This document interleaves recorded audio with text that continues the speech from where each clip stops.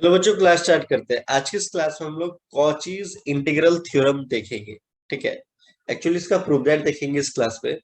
फिर next class में आप लोगों को मैं क्या बताने वाला हूँ, नेक्स्ट क्लास में ये Cauchy integral theorem, Cauchy integral formula, equation of circle and singular point, अगर ये चारों पॉइंट आपको पता चल गया तो आप किसी भी क्वेश्चन का सॉल्यूशन बड़ा ही आसान तरीके से कर पाओगे। ठीक है, बट इनका प्रूफ दैट भी जानना बहुत ही जरूरी है।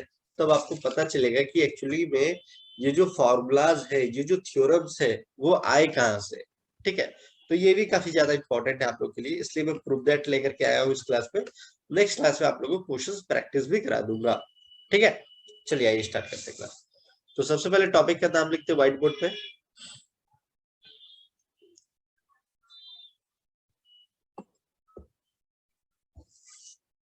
टॉपिक का नाम है कॉची इंटीग्रल थ्योरम। ठीक है,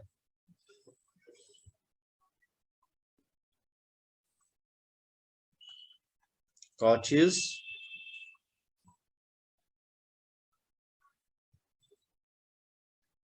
integral theorem.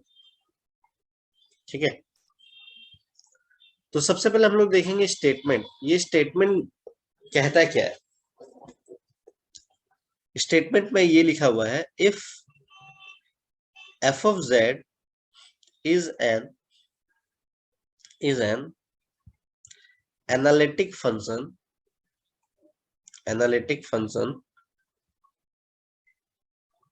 And F dash of Z is continuous within and and on the closed curve C, then integration of f of z dz equals to 0। ये आपको प्रूव दैट करना है। ठीक है, but इस statement के अंदर कौन सी बात सबसे ज्यादा इंपॉर्टेंट है और आपको हेल्प करेगा इसको प्रूव दैट करने में, वो ये वाली बात है, F dash of Z is continuous. ठीक है, इसका मतलब क्या है। अगर मैं आपको बोलूं कि F dash of Z is continuous है, तो इसका मतलब क्या है। इसका मतलब है कि एफ जेड जो है, एफ जेड है, वो डिफरेंशिएबल है ना। अगर ये डिफरेंशिएबल है तो कंटिन्यू वो एनालिटिक है। एनालिटिक है, अगर एनालिटिक है तो फिर हम लोगों ने देखा था फर्स्ट वीडियो लेक्चर से ही देखते हुए आ रहे हैं कि एफ ऑफ जेड सेटिस्फाई कर जाएगा सीआर इक्वेशन। आया समझ में, F of Z satisfies the CR equation. तो ये काफी ज्यादा इंपॉर्टेंट रोल प्ले करेगा। मतलब क्या हुआ कि अगर ये कंटिन्यूअस लिखा हुआ है, ठीक है, F dash of Z is continuous, तो एफ ऑफ जेड डिफरेंशिएबल होगा। अगर डिफरेंशिएबल है तो एफ जेड एनालिटिक है। अगर एनालिटिक है तो हमको पता है कि इस सीआर इक्वेशन को सेटिस्फाई करेगा, और हमको सीआर इक्वेशन का भी हेल्प लेना पड़ेगा, और एक थ्योरम से, that is the Green's theorem, उसका भी हेल्प लेना पड़ेगा। तब जाकर के हम ये जो रिजल्ट है उसको प्रूव दैट कर पाएंगे। ठीक है, तो हड़बड़ाने वाली बात नहीं है सर, ये ग्रीन्स थ्योरम कहाँ से लाए आप, है ना। और सीआर इक्वेशन तो उससे तो आप लोग अवेयर है, बट ग्रीन्स थ्योरम से आप लोग अवेयर नहीं है, बट उसका थोड़ा सा हेल्प यहाँ पे लगेगा। वो भी मैं आप लोगों को साइड बाय साइड बता दूंगा है क्या। ठीक, चलिए ये स्टार्ट करते हैं। चलिए प्रूफ देखते हैं इसका। तो सबसे पहले हमको पता है, एकदम वीडियो की स्टार्टिंग से हमको पता है कि एब्जॉर्ब जेड को हम लोग क्या लिख सकते हैं, यू प्लस आयोटा वी। ठीक है, हम लोग को प्रूफ दैट क्या करना था, हम लोग को प्रूफ दैट करना था absorb z dz equals to 0। ठीक है, तो जो प्रूफ दैट करना था उसको लिख दीजिए। एफ डैश ऑफ जेड की जगह क्या लिख सकते हैं हम लोग, u प्लस आयोटा वी, और यहाँ पे है dz। अब ये dz को तो कन्वर्ट करना पड़ेगा ना। अब कैसे कन्वर्ट करेंगे dz को, तो हमको पता है कि z इक्वल्स टू होता है x प्लस आयोटा y। अगर मैं डिफ्रेंशिएट बोथ साइड करूंगा तो dz इक्वल्स टू x क्या हो जाएगा, dx प्लस आयोटा dy हो जाएगा, कोई दिक्कत नहीं। अब dz की जगह हम ये वाला पुट कर सकते हैं, यहाँ पे एकदम पुट कर सकते हैं। तो क्या लिखेंगे, u प्लस आयोटा v, और dz की जगह क्या लिखेंगे, dx प्लस आयोटा dy। ठीक, कोई दिक्कत नहीं। अब चलिए मल्टीप्लाई करते हैं। u को इससे मल्टीप्लाई करेंगे तो क्या हो जाएगा, u dx। ठीक है, अब u को अगर इससे मल्टीप्लाई करते हैं तो u ये हो जाएगा u आयोटा dy। फिर इसको मल्टीप्लाई करेंगे तो प्लस v आयोटा dx। ठीक है, और फिर इसको इससे मल्टीप्लाई करेंगे तो क्या हो जाएगा, plus iota square, plus iota square, फिर v dy। ठीक है, तो अब हमको रियल एंड इमेजिनरी पार्ट दोनों को अलग अलग कर लेना है, रियल इंटीग्रल को अलग और इमेजिनरी इंटीग्रल को अलग। तो कैसे करेंगे, चलिए ये देखते हैं।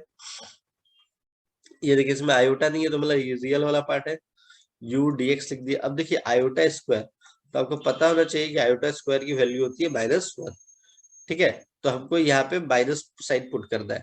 तो जैसे ये माइनस साइड पुट करेंगे, आयोटा हट जाएगा यहाँ से, और ये किस में बदल जाएगा, ये बदल जाएगा रियल वाले पार्ट में। एक सेकंड रुकिएगा आप लोग।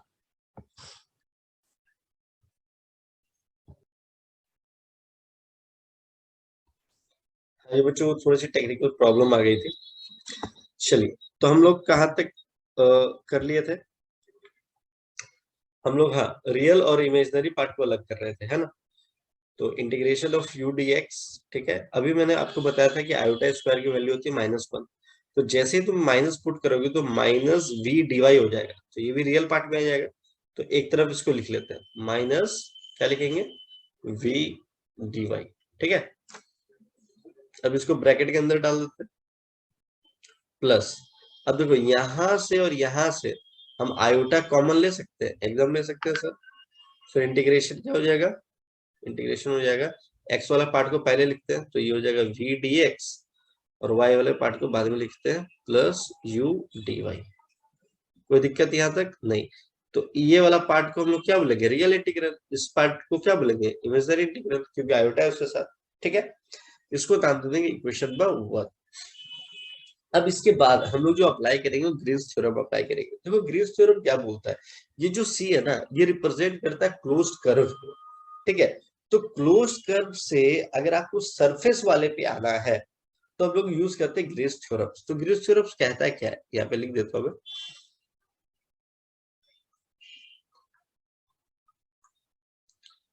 ग्रीन्स थ्योरम कहता है क्या है, वो कहता है आपको इंटीग्रेशन जो क्लोज कर्व का है, M d x plus N d Y.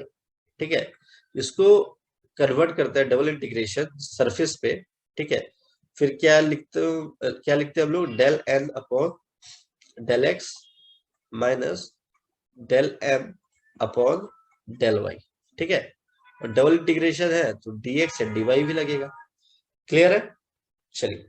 अब तुमको कुछ करना नहीं है, अब तुमको कंपेयर करना है कि देखो dx के साथ जो है वो m कंसिडर होगा, और dy के साथ जो है वो n कंसिडर होगा, बस। तो यहां से आपको कंपेयर करके क्या लिखना है, m जो हो गया वो u हो गया, और n जो आपका हो गया वो क्या हो जाएगा, -v। -v इसलिए लिखे क्योंकि ये पॉजिटिव पे है और ये नेगेटिव पे है। क्लियर हो रहा है, ठीक। और वैसे ही इसको भी dx की जगह जो है वो आपका m हो जाएगा dx के साथ, और जो dy के साथ है वो n हो जाएगा। So simple. अब बस आपको वो लिख देना है यहाँ पे। चलिए आइए बताते हैं कैसे लिखा जाता है उसको। डबल इंटीग्रेशन, ठीक है, तो यहाँ पे आपका हो जाएगा minus del we upon del x minus del u y upon del y. ठीक है, dx dy प्लस आयोटा, यहाँ पे हो जाएगा double integration surface del you upon del x minus del we upon del y. ठीक है, और यहाँ पे हो जाएगा आपका del x and del y. कुछ नहीं कर रहा है, कुछ नहीं कर रहा है यहाँ, सिंपली हम लोग ने सिर्फ जो हमारा m है ना उसको देख लिया, u है यहाँ पे। ठीक है, तो यहाँ पे देखो पहले n वाला पार्ट लिखा रहा है, क्या लिखा रहा है, n वाला पार्ट लिखा रहा है। तो n तो मेरा माइनस में था ना, इसलिए यहाँ पे जो हम लोगों ने यहाँ पे लिखा है minus del we upon del x. आया समझ में? और u तो मेरा ऑलरेडी माइनस में, यहाँ पे देखो, मतलब कि यहाँ पे जो तुम्हारा m वाला पार्ट है बाद में लिखा गया है वो माइनस में है, और मेरा m क्या है, u तो है, तो इसलिए यहाँ पे क्या लिखा है मैंने, minus del you upon del y. ठीक, आई होप किसी को कोई परेशानी कोई दिक्कत नहीं आ रही होगी। चलिए बच्चों, यहाँ तक तो आप लोगों को समझ में आ गया कि कैसे हम लोगों ने ये चीज अप्लाई करा है। ठीक है, ग्रीन्स थ्योरम को कैसे हम लोगों ने कंपेयर करके इस चीज को लिखा है। ठीक है, अब आपको क्वेश्चंस के स्टार्टिंग में बोल दिया गया है कि एफ ऑफ जेड एक एनालिटिक फंक्शन है। तो यहाँ पे आप लोगों को लिखना है since F of Z is analytic. अगर ये एनालिटिक है तो किसको सेटिस्फाई करेगा, सीआर इक्वेशन को, है ना। सीआर इक्वेशन को क्या करेगा, सेटिस्फाई करेगा। अगर सीआर इक्वेशन को सेटिस्फाई करता है तो सीआर इक्वेशन क्या कहता है आपको, del you upon del x equals to del we upon del y, ये पहला कंडीशन है उसका। And del you upon del y equals to minus del we upon del x, ये दूसरा कंडीशन है। अगर ये दोनों आप दिखा पाते हो तो आप बोल दोगे सीआर इक्वेशन सेटिस्फाई कर रहा है। ठीक है, तो अब आपको इसका हेल्प लेना है। अब कैसे हेल्प लेंगे, जरा ध्यान से देखिएगा, ध्यान से देखिएगा आप लोग। ठीक है, इसको हम लोग एज इट इज रहने देते हैं, इस पार्ट को, minus del we upon del x. अब जरा ध्यान से देखिए, इस पार्ट को क्या लिखूंगा मैं, del you upon del y. Del you upon del y को मैं लिख सकता हूँ minus del we upon del x. तो ये माइनस और ये माइनस प्लस हो गया यहाँ पे, तो क्या लिखेंगे हम लोग, del we upon del x. ठीक है, dx dy plus iota surface integration del you upon del x. तो del you upon del x को रहने दे, हाँ रहने देते, कोई दिक्कत नहीं है, del you upon del x को रहने देते हैं। अब देखिए, del we upon del y को क्या लिख सकता हूँ मैं, del we upon del y को लिख सकता हूँ del you upon del x. ठीक है, del you upon del x. ठीक है, और फिर dx dy।